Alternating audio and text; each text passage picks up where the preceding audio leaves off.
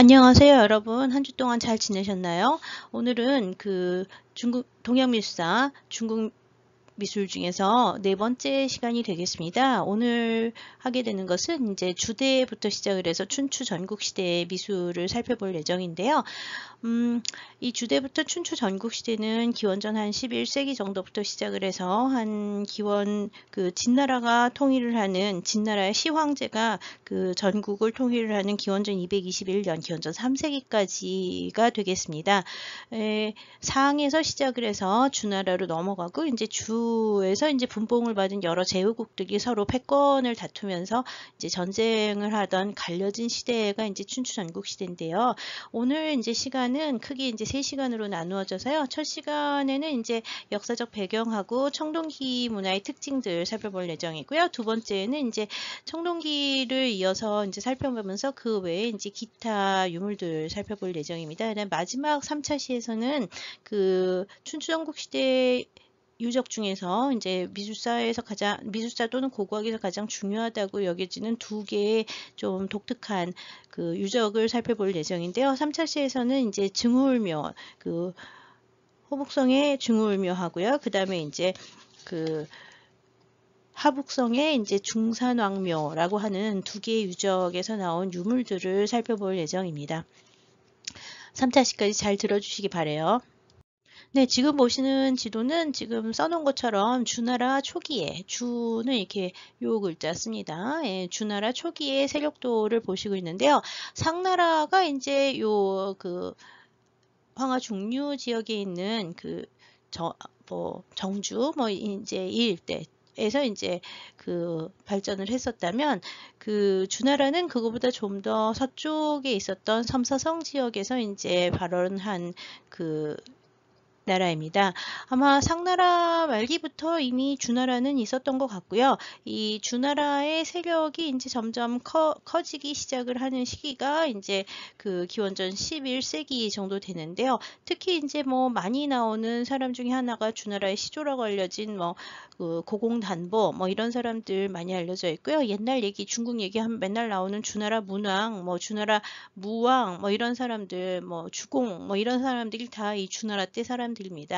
이 주나라 문왕의 아들 이제 주무왕이 이제 기원전 1046년에 상나라의 그 당시 왕이 워낙 흉포하고 폐악을 많이 끼쳐서 이 주나라의 무왕이 상을 정벌을 하게 되죠. 그러고서 이제 상나라가 망하고 이 상나라의 권위를 이제 주나라가 가져오게 되는데 그 당시 수도는 호경이라고 하는데 두었습니다. 지금 한자 호경이라고 써 있는데요. 이 호경은 어디냐면 현재 서안 근처라고 생각하시면 됩니다. 서안에서 조금 서북쪽으로 가면 있는 데고요. 서안의 서북쪽 에 있는 산이 하나 있는데 기산이라고 하는 산이 있어요. 서안 서쪽에 기산이라고 하는 데부터 시작을 해서 서안 일대를 이제 주나라 수도가 있었고요. 주나라 왕공 귀족들이 거기 많이 모여 살아서 거기를 이제 뭐라고 부르냐 하면은 이제 주나라 평원, 주평원 또는 주원이라는 단어를 씁니다. 주나라의 평원이다라는 뜻으로 이 주나라의 평원에서 발원을 했던 주나라는 농경을 중심으로 해서 발전을 했고요. 이 당시에 이제 상을 무너뜨리고 난 다음에 이제 여러 가지 체계들을 잡아나가기 시작을 해요. 그래서 자기네들을 도와줬던 여러 나라들을 분봉이라고 하는 거를 하는데요. 작은 제후국들을 분봉을 하는데 자기네들은 천자고 이제 제후국들을 분봉을 하게 됩니다. 그래서 작은 나라들을 다 따로따로 이제 제후로 이제 삼아주는데요. 이때 이제 자귀를 주는 거죠. 자귀를 주는데 여기서 주는 자귀가 공부터 시작을 해서 공, 후, 백 해가지고 5가지 종류를 이제 주게 됩니다. 그래서 공, 후, 백, 전, 남 해서 5등급의 자귀를 세우고 그다음에 이제 제후국들을 분봉을 했는데 처음 이제 이 당시에 분봉된 제후국은 140여 개에 달았다 그래요. 140여 개의 제후국들이 있었어요. 이 이제 주나라 무왕이 상나라를 정벌한 때가 기원전 1046년이라 해서 기원전 11세기가 되는데요. 여하튼 그때부터 시작을 해서 이제 삼서성 일대, 호경이라고 부르는 삼서성 일대가 중국의 중심지로 이제 바뀌게 되고요. 여기에서 이제 지금 뭐 종법제도 시행을 하고, 그 다음에 이제 분봉제도 시행을 하고, 그 다음에 여기 이제 주나라 때 이제 그 주무왕 때 이제 그 잡혔던 제도 중에 하나가 예약제들이 이제 정비가 됩니다. 예약제도가 정비가 되고 예법이 굉장히 강화가 되면서 이 예약제에서 이제 나오는 것 중에 하나가 뭐 있냐 하면 복식제도의 정비 같은 것들이 이루어져요. 이 복식제도의 정비라고 하는 거는 신분에 따라서 아까 왜 5단계 등급으로 그 제도들을 분봉을 했었다 그랬잖아요. 일반인도 당연히 그 두 종류로 나누어서 민간 일반인하고 그 다음에 이제 그러니까 평민하고 노예로 또 나누어지게 됩니다. 그래서 완전히 신분사회가 정착되는 시기라고 보시면 되겠고요. 그래서 복식마저도 이제 그 등급에 따라서 그 문양하고 그 다음에 재질 뭐 이런 것들을 갖다가 나누어서 사용하기 시작을 합니다. 주나라의 건축지는 별로 남은 게 없긴 하지만 이 기산 일대 주나라의 그 종묘 또는 이제 그 궁정 유적이라고 생각하는 것들이 이제 이 지역에서 좀 나온 게 있습니다. 예, 주나라가 여기 지금 보시면 주나라가 삼서성 지역 일대에서 발전을 했었다 그랬는데요. 이 주나라는 처음에 서안 일대에서 수도를 잡고서 호경 쪽에서 이제 발전을 했지만 그 아까 기원전 1046년에 주나라가 상나라를 정벌을 하고 그리고 이제 호경에 수도를 세우고 그 황제권을 성립했다 그래야 되나? 하여튼 주나라가 이제 그 황제국으로 이제 등장을 하기 시작을 하는데요. 그러고 난 다음에 이제 이 북방이나 서쪽에 있었던 유목민족들이 침략을 하기 시작을 하고 여러 가지 뭐 기후적 변화라든지 뭐 전란이라든지 뭐 이런 것들과 함께 주나라의 수도를 호경에서 어디로 옮기게 되냐면 현재의 낙양 근처인 나급이라고 하는 데로 옮기게 됩니다. 낙양으로 옮겼다고 보시면 돼요. 그냥. 낙양으로 주나라 수도를 옮기게 돼서요. 주나라는 낙양을 중심으로 해서 이제 조그만 나라가 되고요. 나머지 분봉받은 각 제후국들, 아까 140여 개의 제후국이 있다 그랬는데 그 제후국들이 서로 서로 이제 통합을 하기 시작을 해요. 작은 나라들을 큰 나라들이 더 이렇게 그 통합을 하기 시작을 하게 되는데요. 그 호경에서 나급으로 이제 수도를 천도를 한 해가 언제냐 하면 기원전 770년이 됩니다. 기원전 770년. 이 기원전 770년에 낙양으로 이제 천도를 하게 되면서 그 이전은 서쪽에 있었던 그 주나라다 해서 서주시대라고 하는 말을 쓰고요. 그 다음에 이제 이 770년부터 시작을 해가지고 동쪽에 쏘인 낙양으로 이사를 했다. 그래서 이 시대를 동주시대라고 하는데요. 이 동주시대는 황제의 권력이 약해져가지고 그 낙양으로 이제 천도를 한 거잖아요. 그래서 이 동주 시대가 되면은 이 황제의 얘기를 별로 다 듣지 않습니다. 그래서 주나라의 위상은 굉장히 떨어지고요. 주나라 주변에 있었던 여러 나라들이 각각 다 자기가 황제인 양 하면서 그 세력들을 갖다 막 펼치기 시작을 하는데 그래서 이제 이 동주 시기를 춘추 전국 시대라고 부릅니다. 이 춘추 전국 시대는 여러분들 잘 아는 것처럼 이 시기가 바로 이제 그 백가쟁명의 시대 또는 뭐 이제 제자백가의 시대 해가지고 사상도 굉장히 많이 나오고요. 전쟁도 굉장히 많이 나와서 여러 개의 나라들이 계속 싸우고 망하고 이제 이러면서 서로 세력들을 넓혀가는 시대가 됩니다. 그래서 이 춘추 전국 시대는 다시 또 두 가지 종류로 나누는데 춘추 시대는 이 770년부터 시작을 해서 이제 어떤 사람들은 481년 왜냐하면 노나라에 여기 노나라 있죠? 이 노나라의 그 공자가 이 춘추 시대의 역사에 대해서 써놓은 춘추라는 책이 있는데 그 책에서는 기원전 481년까지 쓰고 있어요. 그래서 보통 책들에서는 이제 770년부터 481년이 춘추 시대다라고 얘기를 하는데요. 최근에 중국 사학계에서는 뭐 여러 가지 이유로 이거를 476년으로 보기도 해요. 그 사이트는 5세기가 되는데 기원전 5세기까지를 이제 춘추 시대를 보고요. 그 이후부터 뭐 481년 일단 하겠습니다. 481년부터 그 기원전 221년 진나라의 진역이 있어요. 진나라의 시황제가 이 전체를 다 통일을 하게 되는데 이 진나라의 시황제가 그 전부 통일을 하게 되는 이 땅들 여러 개의 수많은 나라들을 다 통일을 하는 그 해가 기원전 221년이에요. 그래서 이 기원전 221년까지 요 시기를 전국시대라고 부릅니다. 이 춘추시대와 전국시대에서 특히 춘추시대에는 처음에 140여 개의 나라들이 있었다는데 그 중에서 이제 주나라의 황실은 계속 있어요. 천자라고 해서 주나라 황실 계속 있는데 자기가 천자인양 하고 나서 패자들이 등장을 합니다. 그래서 천자에 버금나는 패자들이 등장을 해서 이 춘추 시대에 이제 유명한 5개의 그 패왕들이 있는데요. 그 사람들을 춘추오패라는 말로 불러요. 춘추오패. 그러니까 춘추 시대는 5나라의 왕이 굉장히 유명하고요. 그 다음에 이제 전국 시대에는 이 오패라고 하는 사람들은 일단은 자기가 좀 더 권력을 많이 잡았던 사람들이라고 볼 수 있는데요. 이 춘추 오패 이후에 이제 그 전국 시대가 되면은 여러 개의 나라들 중에서 7개의 나라가 그 큰 세력이 돼서요. 전국 칠웅이라는 단어를 쓰기도 하죠. 춘추 오패는 진나라의 문공, 대나라의 환공, 그 다음에 초장왕, 그다음 초나라의 장왕, 그 다음에 월나라의 구천, 오나라의 부차 이 정도 됩니다. 특히 여기 오나라와 월나라에 이제 오월동주라는 단어 들어보셨을 거고요. 그 다음에 와신상담 이런 말 들어봤을 텐데 그게 다 언제 때 얘기냐면 이 춘추 시대 때 있었던 두 나라, 오나라하고 월나라라고 하는 두 나라에서 이제 일어나는 일들입니다. 그건 이따가 좀 또 얘기를 할게요.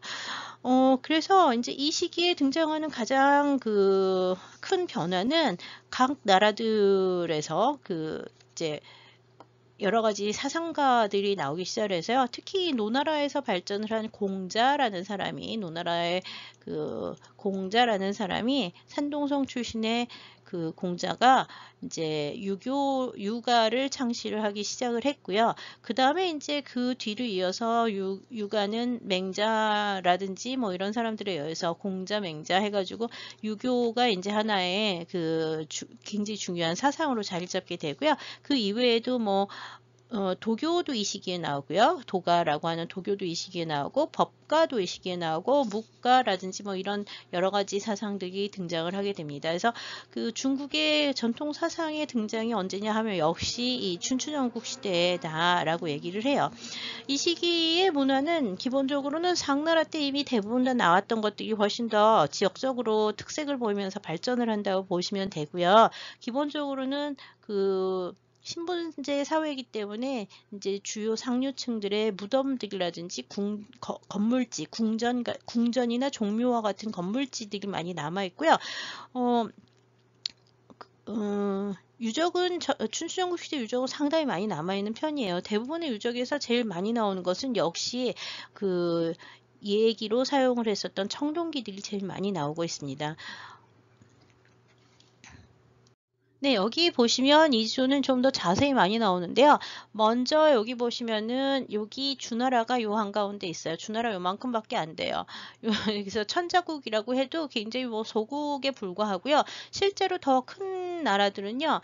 일단은 여기 제나라가 굉장히 큰 나라 중에 하나였고요. 공자가 이제 활동을 했었던 노나라는 상당히 조그만 나라입니다.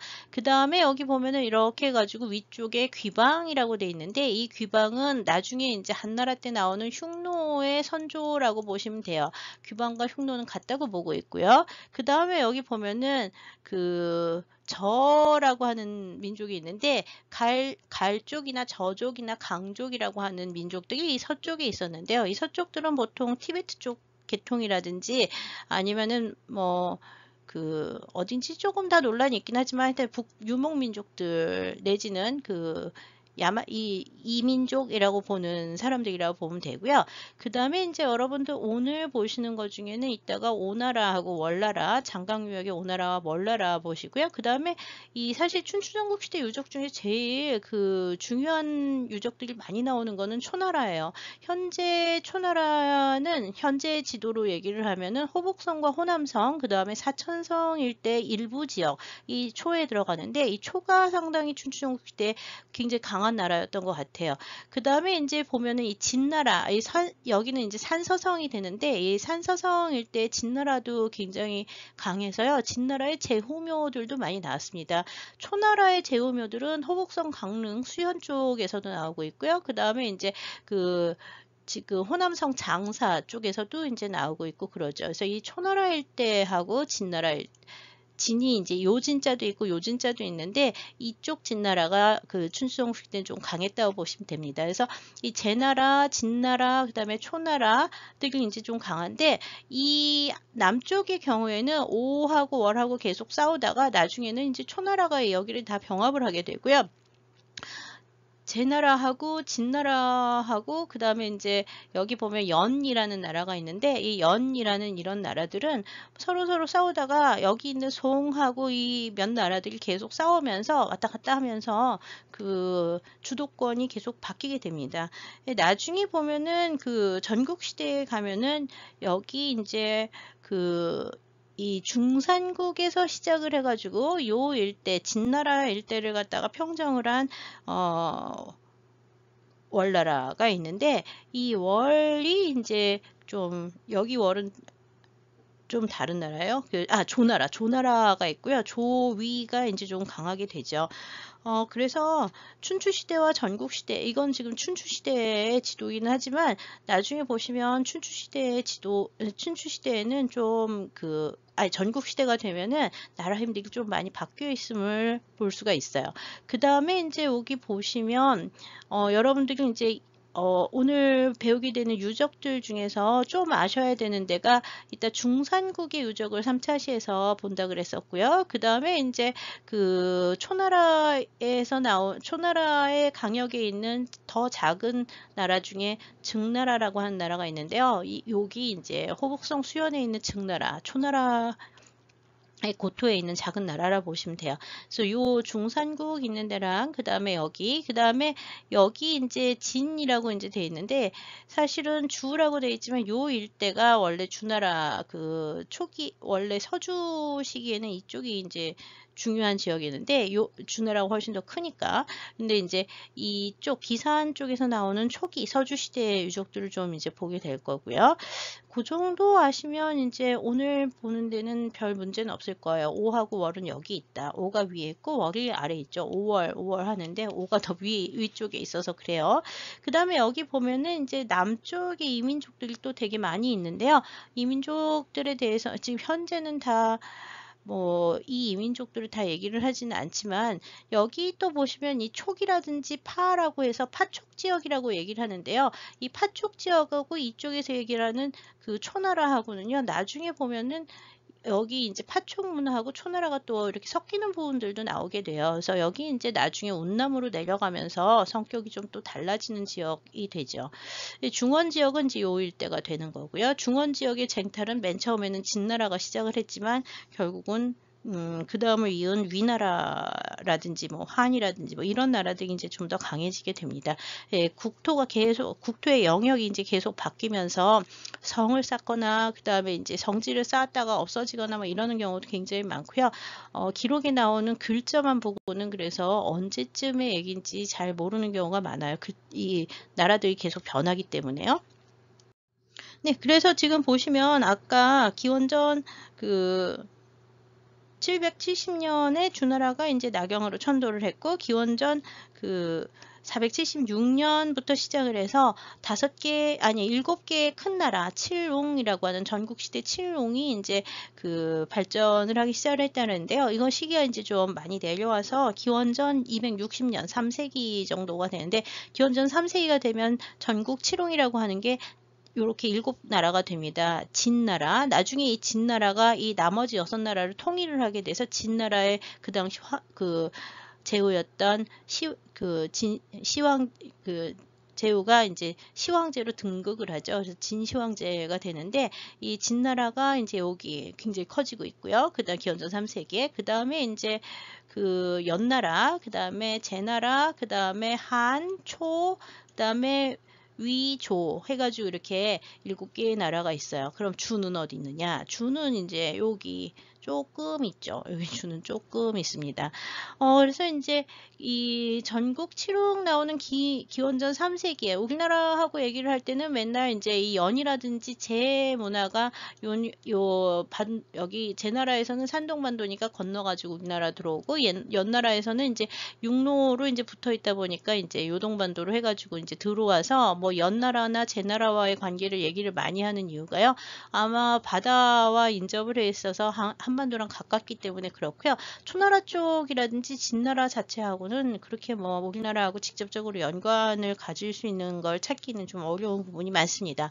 이 시기의 역사에 대해서는 춘추라고 하는 책이라든지 그 다음에 이제 그 사기라든지 그 다음에 이제 주나라의 예법에 대해서는 주례라든지 뭐 이런 책들이 있고요. 그 다음에 이제 그 공자가 남겨놓은 뭐 논어라든지 뭐 그 다음에 이제 맹자가 남겨놓은 그 맹자 책이라든지 뭐 이런 것들이 다 이 시기 전국 시대의 이제 책들이 다 온 사방에서 나왔다고 이제 보시면 되고요.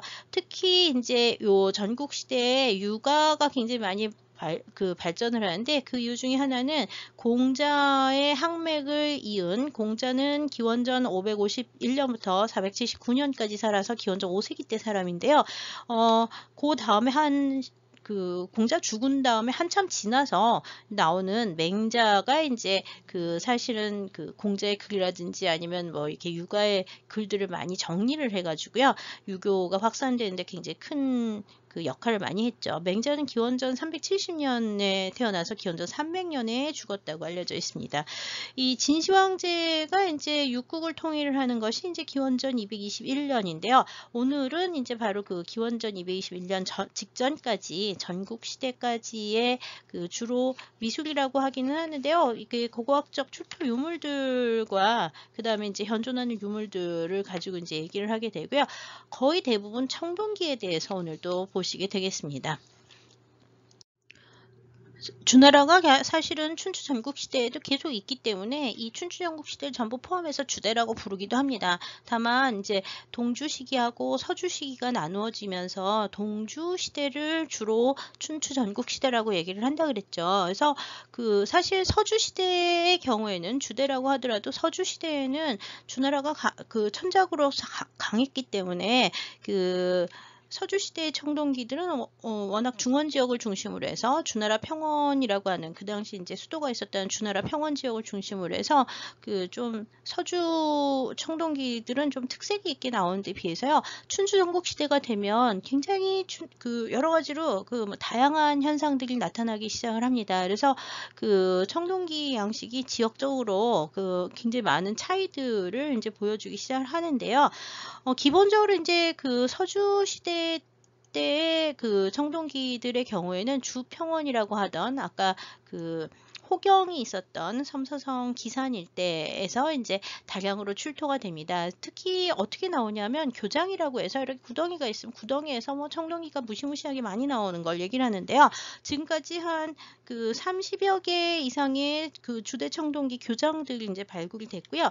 이 주대 청동기 교장들에서 나온 유물들은 대부분 다 이 교장들은 왕실이나 귀족의 종묘 유물들이 이렇게 아마 구덩이에 이렇게 들어가 있는 게 아닐까라고 생각이 되고 있어요. 그래서 이제 종묘 유물들이 이제 한꺼번에 나오는데 아마 이렇게 구덩이에 이걸 갖다 파묻은 이유는 뭔가 전란이 많기 때문에 숨겨놓으려고 묻어놓은 것이 아닐까라고 추정을 하고 있는데요.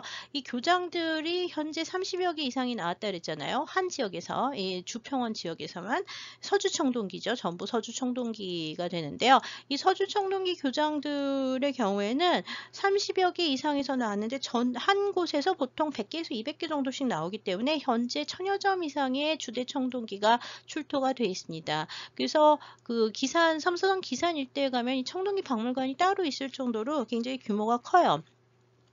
이 주나라 특히 서주 청동기를 비롯해서 춘추시대까지의 청동기들은 제일 중요한 게 명문을 많이 새겼습니다. 명문은 청동기 자체에다가 조각을 해서 그 청동기 범에다가 새겨가지고 새기는 경우도 있고요. 또는 새긴 다음에 입사를 하는 경우도 있고 여러 가지 형태가 있는데요. 또는 이렇게 조각할 때 아예 그 명문을 조각을 해놓은 것들도 가끔은 있는 편이고 그런데요.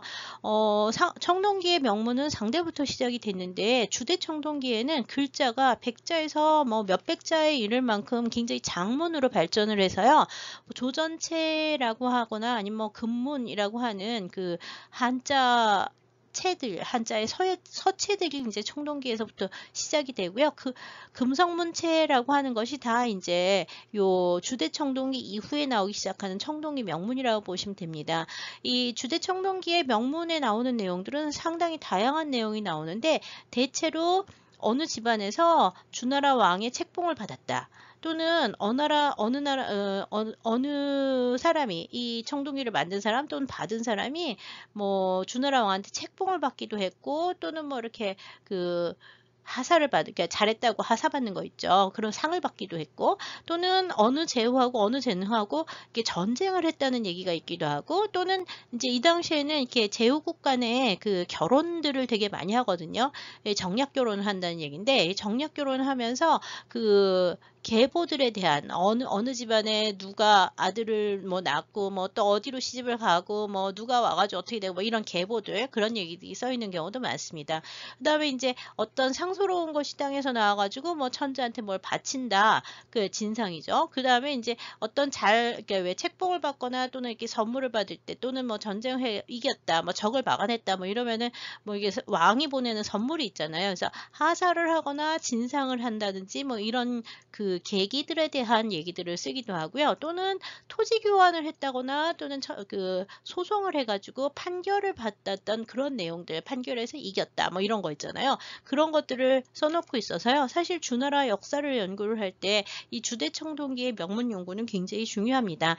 이 주나라 때는 이제 일단 주례가 같은 그 예제 제도들이 확립이 되면서 주나라의 법제가 상당히 많이 나왔는데요. 이 법제들은 주나라 때 만들어졌던 법제들은 춘추전국 시대, 특히 전국 시대를 거치면서 전국 칠홍들을 다 각각 그 법제를 개혁을 하기 시작을 해요. 그래서 이제 그것들을 보통 변법 운동이라고 얘기를 하는데요. 사상의 변화와 함께 그 원래 내려오던 전통적인 주대 그 법제들이 전국 시대에 이제 변화하게 되는데요. 서주 청동기까지는 대부분 이제 이런 소송이나 판결에 대한 내용들이 많이 있고요. 그 다음에 이제 춘추 전국 시대가 되면은 오히려 이제 이렇게 뭐 계보와 하사 진상에 대한 내용들은 그 청동기 자체에 새겨지는 경우는 오히려 좀 더 줄어드는 편이라고 볼 수 있습니다. 왜냐하면 전국 시대쯤 되면은 청동기가 이렇게 딱 황실에서 이렇게 천자가 내려주는 거라든지 아니면 이렇게 자기네들의 종묘를 위해서 만들어진 특별한 것들보다 좀 더 일상적으로 바뀌는, 일상적이라고 하는 말을 쓰기는 좀 그렇지만 여하튼 완전히 얘기보다는 이게 실제 사용하는 데 사용하는 것들로도 바뀌기 때문에요. 여러 가지 명문들이 많이 나오는 거는 주로 춘추 시대의 초기 정도까지, 서주에서 춘추 전기 정도까지가 이런 명문이 많다고 보시면 되고요. 그 다음에 이제 명문이 이제 춘추 시대 정도 되면은요, 서주 시대에는 별로 없지만 춘추 시대에는 그 음각을 하는 것보다는 입사를 하는 경우가 굉장히 많아집니다. 그래서 상감기법이라든지 입사기법이라고 하는 것들이 이미 춘추전국 시대에 나오고 있고요.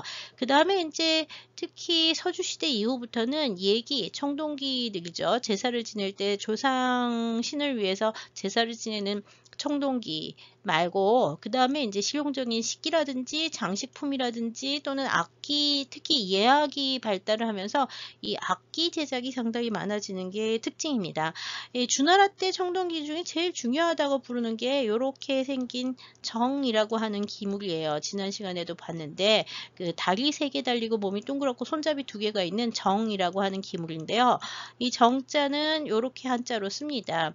이 주나라의 경우에는 주나라의 무왕이 이제 상을 정벌을 하고 난 다음에 나중에 9개의 정, 천자를 상징하는 9개의 정을 만들어서 그 종묘에 놔뒀다 그래요. 그래서 이 주나라의 그 주나라 천자의 구정이라고 하는 거는 천자의 상징이기도 하고 주나라 왕실의 권력의 상징이자 국가 사직을 상징하는 상징물적인 제기인데 이 구정은 어디 있었냐면 주나라의 종묘에 있었다 그래요. 그래서 항상 국왕이 제사를 지내거나 뭐 큰 행사에서는 이 구정을 사용을 해서 지냈다 그러는데 이 구정에 대한 얘기들이 굉장히 이거는 이제 그러니까 천자의 그 권위와 평화 뭐 이런 것들을 상징하는 거라서 나중에 보면은 진나라의 시황제 같은 사람들이 뭘 하냐면 이 주나라가 그 710년에 서주로 가고 나중에 이제 그 춘추전국 시대에 이 구정이 전부 다 흐트러져서 없어지거든요.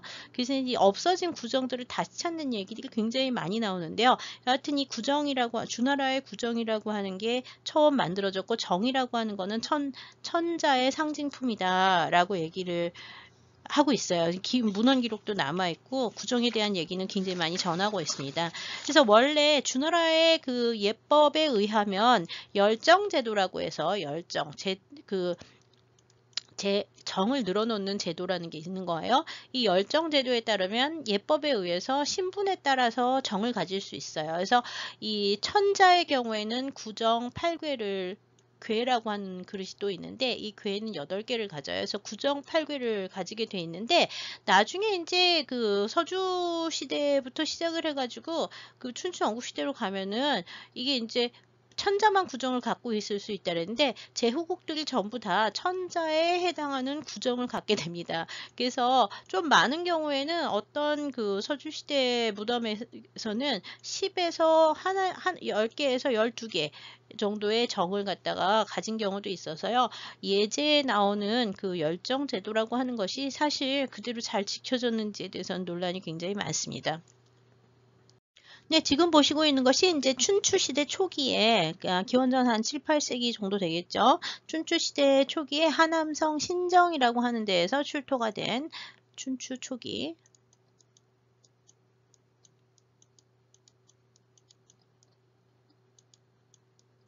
하남성 신정이라고 하는데 보면은요.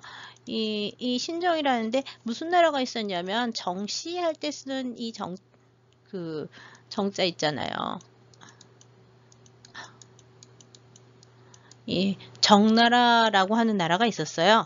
이 정나라의 장공이라고 하는 왕이 있었는데 그 정나라의 장공 무덤이 이제 발굴이 됐죠. 지금 보고 있는 게 정나라 장공묘에서 나온 건데 이 제사경에서 나온 청동기, 무덤에 제사경이 있고요. 그 제사경 안에 이렇게 청동기가 나왔는데 청동기를 잘 보시면 여기에 이제 뭐가 나오냐면 요 동그랗게 생긴 게 정입니다. 정이 몇 개 있어요? 하나, 둘, 셋, 넷, 5, 6, 7, 8, 9. 정나라 제후는 천자가 아니기 때문에 사실 구정을 못 갖고 있는데 여기 제후묘에서 구정이 나온다는 얘기예요. 이제 그 춘추 시대 이후에 그 서주 말부터 시작을 해서 춘추 시대에는 그 이 구정 8궤라고 하는 그 주나라의 예법 제도가 이미 어그러지고 있었다는 걸 알 수가 있죠. 나중에 되면은 이제 천자들이 다 이거를 갖다 만든다 또는 이렇게 다시 이제 세운다 뭐 이렇게 권위를 세운다 막 이런 얘기를 하는데요. 사실 안 되는 경우도 굉장히 많습니다. 여기 아까 구정 8궤라고 했는데 8궤는 어디 있냐면 여기 있어요. 요것들이 궤라고 하는 건데 이것도 역시 8개가 나왔습니다. 그래서 구정 8궤의 천자의 예를 이미 제후들이 이제 차용을 하면서 이 예법이라고 하는 게 존재하고 있으면서 동시에 어그러지고 있었다는 것을 확인할 수 있다는 거죠. 네, 지금 보시고 있는 것이 이제 조금 전에 보셨던 정나라 장공묘에서 나온 청동기들인데요. 이게 이제 지금 사이즈가 좀, 아까 보면 정이 훨씬 더 큰데, 여기는 정이 좀 작아 보이죠? 그다음에 이제 이게 괴라고 하는 거고요. 그다음에 이제 이게 호라고 하는 겁니다. 그래서 이 정, 괴, 호라고 하는 것들이 일종의 세트처럼 이제 만들어지게 되는데요. 서주에서 춘추 조기 청동기들은 오히려 상나라 때 왜 말기에 보면은 청동기에 문양들이 엄청나게 이렇게 우둘두둘하게 막 입체적으로 나오면서 괴물들이 막 나오잖아요. 근데 서주 시대에서 춘추 전국 시대 초기 정도까지의 청동기들은, 서주 양식을 가졌다고 하는 청동기들은 여기 보시면 문양이 별로 이렇게 있긴 있는데 눈에 잘 안 띄게 이렇게 아주 낮은 부조로 싹 바뀌어서 그릇의 표면이 되게 이렇게 좀 깔끔하고 단아해 보이는 형태로 바뀌게 됩니다. 이렇게 문양이 좀 단정해지고 매끄러워 보이는 이런 상태에 이제 명문이 완전히 많이 들어가는 경우도 있고 이제 그러는데요.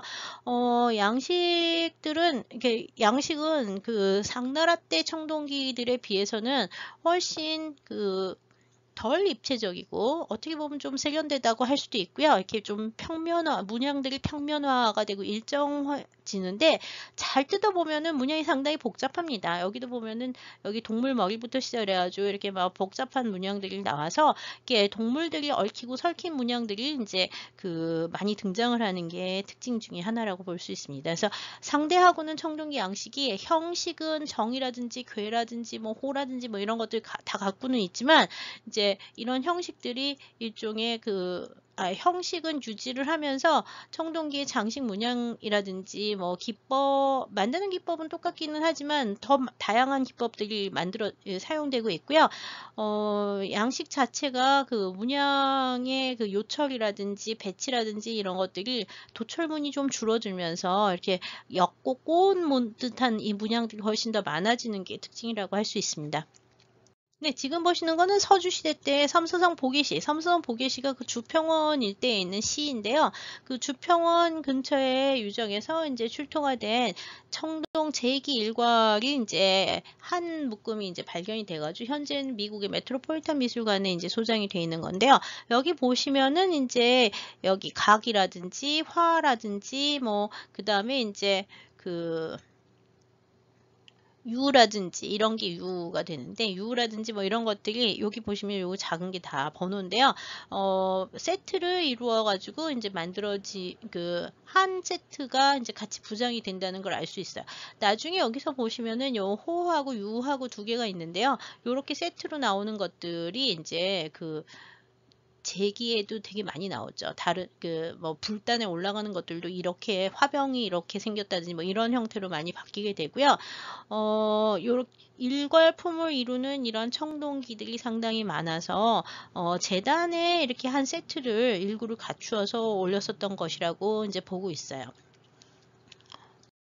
네, 주대 청동기 중에서 역시 삼서성 기산현, 아까 기산현이나 보계시나 뭐 여기가 전부 다 주평원에 해당하는 지역인데 굉장히 넓습니다.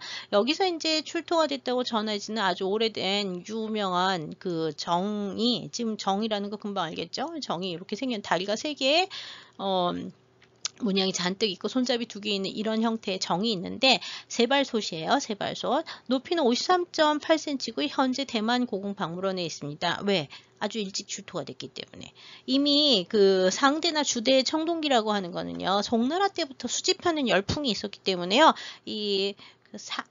상주 청동기들을 수집하고 모으고 그다음에 거기 새겨진 문자들을 갖다가 탁본해가지고 읽고 이런 것들은 현대에 생긴 풍습이 아니라 이미 중국에서는 송나라 정도부터 이 금성문들을 읽는 학문들이 발달을 해요. 나중에 이제 뭐 송대에 또 그런 걸 배우긴 하겠지만요. 그래서 이 모홍정 같은 경우에도 굉장히 일찍 출토가 돼서요. 청나라 황실에 소장이 돼 있다가 지금 대만 고궁박물원에 소장이 돼 있는 굉장히 유명한 정이에요. 중국 청동기 연구할 때마다 나왔던 굉장히 중요한 정인데 이 입지름 전체는 47.9cm, 47.9cm 정도가 되고요. 그 다음에 이제 높이는 53.8이라고 되어 있죠. 그리고 이제 요 내부에 보시면 문자가 잔뜩 새겨져 있는데 문자는 전체가 479자로 현재 남아있는 주대 청동기의 명문 중에서는 가장 긴 거라고 알려져 있습니다.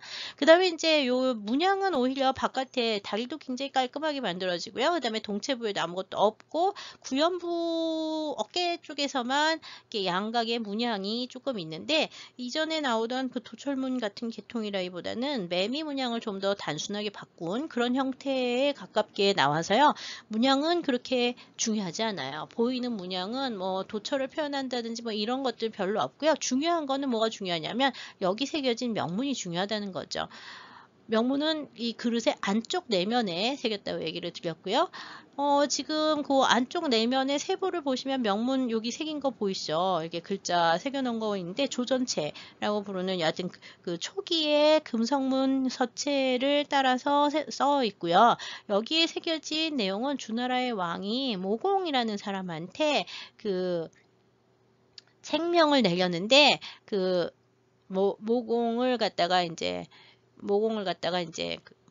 분봉하고 그리고 이제 뭐 너가 이러이러한 일을 해가지고 이런 직위를 주니 그러니까 이제 그런 걸 가지고 뭐 해라 뭐 하는 그 칙명의 전문이 여기 기록이 되어 있습니다. 그래서 역시 이제 그 서주 시대 그 역사 연구를 할 때 굉장히 중요한 정으로 알려져 있고요. 이렇게 명문이 많은 그 정들은 사실은 대부분 다 일찍부터 알려져 있어서 대만에 소장이 된 것들이 많습니다. 네, 지금 보시고 있는 사장반이라고 하는 것은 이 장이라는 사람인데 사쥐를 가진 장이라는 사람인데 이 사람의 이름이 쓰여져 있는 반이라고 하는 건 지금 그 왜 세수대야처럼 생긴 요 그릇 형태가 반이에요. 이 반인데 바깥에는 보시면 이렇게 명문이 아니라 조각이 이제 양각으로 되어 있는데 명문은 음각으로 그릇 바탕에 두 군데로 구획을 나누어서 새겼습니다. 명문의 내양은 이것도 굉장히 중요한 그 명문 중에 하나인데 명문 284자나 되고요. 서주시대 중기 정도 될 거라고 얘기를 해요. 여기 이제 사장이라는 사람이 주나라의 공왕이라고 하는 왕이 있었는데 주무왕이 이제 첫 왕이었잖아요. 그래서 무왕 때부터 공왕에 이르는 5왕들의 역대 왕들의 사적들을 칭송을 하면서 사장이 속한 미씨 일가가 어떻게 이제 그 미씨 일가를 그 세우게 됐는지 어떤 그 왕들과의 관계를 갖고 있는지를 서술하고 그 다음에 이제 사장이 본인이 어떤 일을 했는지에 대한 행적 같은 것들을 이제 그리고 이제 그런 것들을 갖다가 칭송하면서 이런 것들을 칭송하기 위해서 제작을 하게 됐다. 특히 이제 이 사장이 공왕의 표창을 받게 되는데요. 그 공왕의 표창을 받게 된 걸 기념해서 이걸 만들게 됐다는 얘기들을 이제 쓰고 있어서요. 대부분의 명문들이 지금 아까처럼 이렇게 역대 선조들 또는 이제 자기의 업적 뭐 이런 것들을 쓰고 있어서 기록에 남아있지 않은 기록에는 그러니까 왜 우리가 문헌 기록에는 없지만 이런 명문들을 통해서 당시의 역사를 알 수 있어서 굉장히 중요한 작품들로 얘기를 하고 있죠. 이 반이라든지 정이라든지 이런 것들은 이렇게 지금 글씨를 잔뜩 새긴 이런 것들은 실제로 뭐 물건을 담거나 물을 담거나 하기 위해서 만든 게 아니라 지금으로 치면 뭐 트로피라든지 아니면 상패라든지 이렇게 생각하시는 게 더 맞을 수도 있어요. 놔두는 건 기념비적으로 놔두는 것이기 때문에요. 네, 지금 보시고 있는 황자호라고 하는 것은 하남성 광산 보상사라고 하는 데에서 이제 출토가 되는데 현재 하남성 박물관에 소장이 되어 있고요. 시기는 춘추 중기 정도로 보고 있습니다. 높이는 30cm에 명문은 4행 16자, 전체 명문은 47자가 새겨져 있는데 어디 새겨져 있냐면 이 부분에 새겨져 있습니다. 나머지는 다 이렇게 뭐 동물 엮은 형태 뭐 이런 것 끈 형태 뭐 이런 것들만 이제 새겨져 있는데 명문의 내용은 지금 조전체라고 하는 서체로 이제 써 있는데 황자라고 써 있죠. 여기 보시는 요 글자 요거는 저도 알아요. 이렇게 써서 이렇게 쓰니 이거 아들 자자가 됩니다. 아들 자자가 되고 이건 황씨 할 때 이 황자가 되는 거예요. 여기 또 황자가 한 번 더 나오잖아요. 그래서 이제 이 글자가 이제 이건 지금 보다시피 그 명문을 새겨서 이제 했는데요. 여기 내용이 나오는 건 뭐냐면 황나라의 국군이라고 하는 거는 황나라의 그 당시의 임금이었던 왕이었던 맹응이라는 사람이 있는데 이 맹응이라는 사람이 자기의 부인 맹희라는 사람이 있어요. 그래서 그 맹응이 부인 맹희를 위해서 만들었고 그 편안한 죽음과 후사가 길 잘 되기를 바란다는 뭐 이런 기원을 갖다 쓴 거라고 알려져 있습니다. 지금 보시는 이 호라고 하는 그릇은요, 술을 넣는 거라고 알려져 있고요. 여기처럼 그 아까 것들은 이제 그릇의 안쪽에 전부 다 새겼는데 이거는 그릇의 윗부분에 일부 구획만 해가지고 명문을 새겼고 이런 문자들은 이제 나중에 가시면 이게 이제 한자, 지금의 우리 한자 서체로 발전을 하게 되는데 가장 초기에 그 금성문 서체라고 보시면 될 것 같아요. 전서체라고 이제 얘기를 하는 거, 조전체, 전서체 뭐 이런 얘기들을 하는데 서예 서체에 대해서는 나중에 또 한번 얘기를 할 테니 오늘은 이제 보지는 않겠습니다. 지금 보시는 것처럼 여하튼 이 서체들이 나오고 있기 때문에요. 서예의 본격적인 시작 같은 걸 알 수 있고요. 청동기의 주조 상태 같은 것들은 이제 금속공예이기도 하지만 동시에 조각적 효과, 그 다음에 글씨와 연결이 돼 있어서 이 당시에 뭐 미술품 중에 제일 중요한 거는 역시 이렇게 청동기들이라고 볼 수 있습니다. 시간이 좀 길어졌기 때문에 제 1차 시는 이걸로 마치도록 하겠습니다. 다음 시간에 이어서 다른 청동기들을 더 보도록 하겠습니다. 감사합니다.